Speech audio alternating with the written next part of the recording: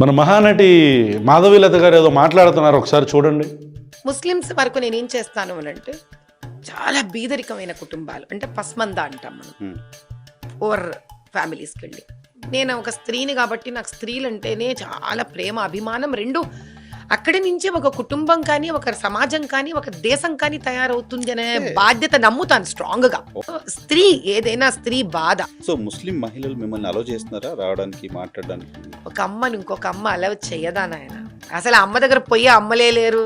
నేను ఫస్ట్ హిందుత్వం మీద నేను ఇది పోరాటం నడపట్లేదు కాబట్టి ఇది హిందూ ముస్లిం విషయానికి సంబంధించింది కాదు.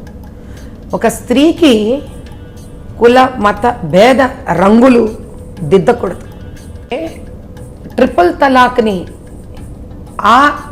అంటే ముస్లిం మతంలోని స్త్రీ పడుతున్న వేదనని బాధని చూసి అర్థం చేసుకొని ఆ స్త్రీని అటువంటి ఒక బాధాకరమైన పరిస్థితి నుంచి బయటికి లాగాలి. సావిత్రి గారు, ఏంటి మీలో ఇంత తపనుందా? అంటే వేరే మతస్థుల్లో ఇలాంటి అన్యాయాలు జరుగుతాయి అని చెప్పని మీరు ఇంత బాధపడతారా? నేను బేసిక్గా మీరు ఈ బీజేపీ బత్తాయి బ్యాచ్ అనుకున్నానే, అంటే మతం పేరు చెప్పి ఓట్లు దండుకుండే బ్యాచ్ అనుకున్నాను. కానీ మీరేంటి ముస్లిం విమెన్ గురించి, లేకపోతే వాళ్ళు పడే బాధల గురించి, వాళ్ళ మతంలో ఉన్న ట్రిపుల్ తలాక్ గురించి ఇంత ఆవేదన చెందుతున్నారు? మిమ్మల్ని అనవసరంగా నేను సావిత్రి సావిత్రి అన్నాను, కానీ మీరు బేసిక్గా ఈ మతం పేరు చెప్పుకొని ఓట్లు దండుకునే బ్యాచ్ అనుకున్నా. కాదనమాట. ఇంకోసారి సావిత్రి గారు మిమ్మల్ని అసలు నేను అసలు మిమ్మల్ని మహానటి కానీ సావిత్రి కానీ అన్నండి. నేను మిమ్మల్ని ఇప్పటి నుంచి అసలు ఆ పేరుతో పిలవను మిమ్మల్ని. ఎందుకంటే మీరు మతం పేరు చెప్పి ఓట్లు దండుకునే బ్యాచ్ కాదు కదా. Some time later.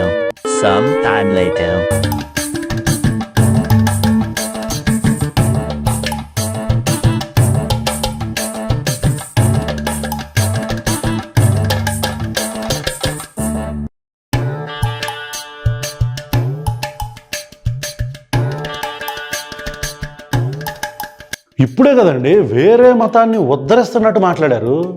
అదేంటది? మళ్ళీ మస్జిద్ మీదకు బాణం వేస్తున్నారు మీరు.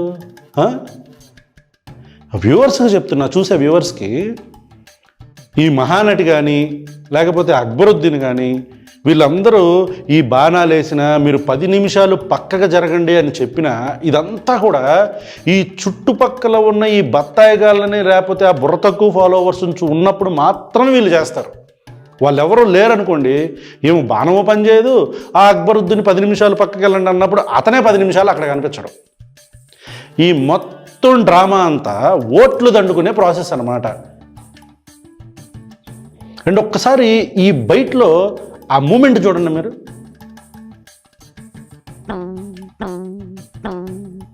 ఆ బాణాన్ని ఇలా లాగి ఇలా అంటుంది చూసారా? ఏంటి ఇది అంటే, ఆ బాణం లేకపోయినా, ఆ విల్లు లేకపోయినా సరే లాగి ఇట్లా వదులుతుంది చూసారా? ఆ మహా నటన మీరు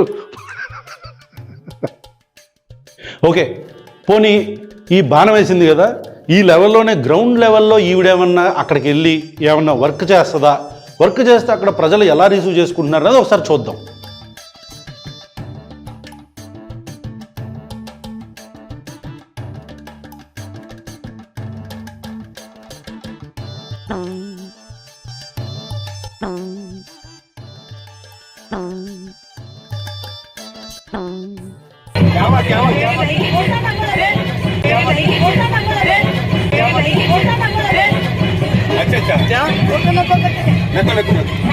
సావిత్రి గారు, మీకు సజెషన్.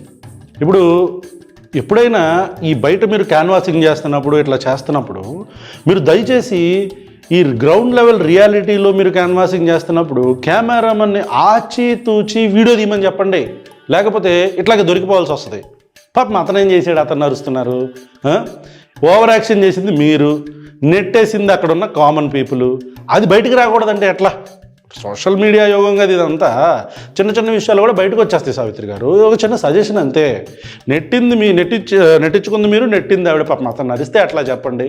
మిమ్మల్ని ప్రజలు యాక్సెప్ట్ చేయకపోతే. అయితే మీరు ఈ గ్రౌండ్ లెవెల్ రియాలిటీలోకి వెళ్లకుండా మీరు ఈ పెయిడ్ ఇంటర్వ్యూలు చేసుకుంటుంటారు చూసారా, డబ్బులు ఇచ్చి, ఓహో అని చెప్పి ఈ ఇంటర్వ్యూలు మీరు చేసుకోండి, ఇది మీకు కరెక్ట్. లేకపోతే ఒకవేళ గ్రౌండ్ లెవెల్లోకి వెళ్ళి మీరు క్యాన్వాసింగ్ చేసేటప్పుడు మీ పక్కన ఉన్న ప్రజలందరికీ చెప్పండి, ఇదిగో నేను అక్కడికి వస్తున్నాను, వాళ్ళు నన్ను ఏం అనకుండా చూసుకోండి అని చెప్పి. లేకపోతే ఇట్లాగే నెట్టించుకోవాల్సి వస్తుంది. ఏంటి, ఒకవేళ మీరు ప్రిపేర్గా చెప్పారనుకోండి, అప్పుడు మీలో ఉన్న ఆ నటన చాతుర్యాన్ని, ఆ నటన ప్రావీణ్యాన్ని బయటకు తీసి మీరు యాక్టింగ్ చేయొచ్చు.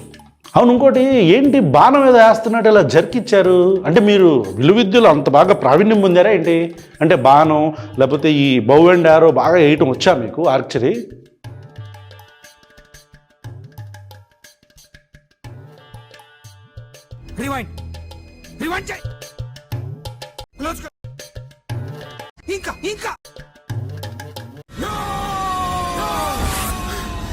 సావిత్రి గారు ఏంటి అరాచకం, బాణం మీకు మీరు వేసుకుంటున్నారు ఏంటి? ఇప్పుడు అంటే నిజంగా అక్కడ ఒకవేళ బాణం ఉంటే అది మీరు వదిలితే అది పొరపాటు కాదు.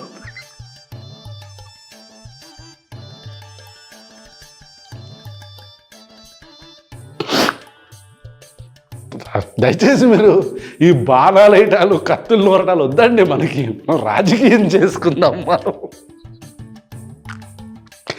సావిత్రి గారు, ఇప్పుడు ప్రజలకు చెప్పేది ఏంటంటే మీరు కూడా మీరు బాణాలు వేసినా, ఆ అక్బరుద్దీన్ కత్తులు తీసినా చివరికి వినాశనమే జరిగిద్ది.